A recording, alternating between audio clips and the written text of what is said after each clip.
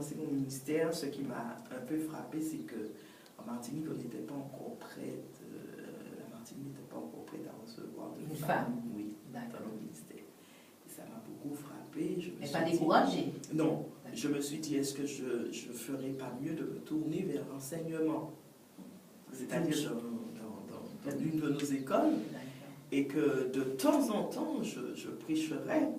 Et j'ai compris que Dieu me disait non, qu'il faut persévérer, qu'il faut tenir tête. Et c'est vrai que si je suis là jusqu'à aujourd'hui, c'est parce que j'ai compris une chose, que j'ai été consacrée pour ça, ma mère me l'a toujours répété dès son ventre, et que je ne laisserai personne me détourner de cette voie. Et j'ai compris cela aussi. C'est vrai que depuis, ça va faire 7 ans cette année, j'ai été très malade après une opération, et je partais sur la table d'opération. C'était pratiquement fini pour moi. Et quand je vais dans cet hôpital, on m'appelle la miraculée. Donc, ah oui.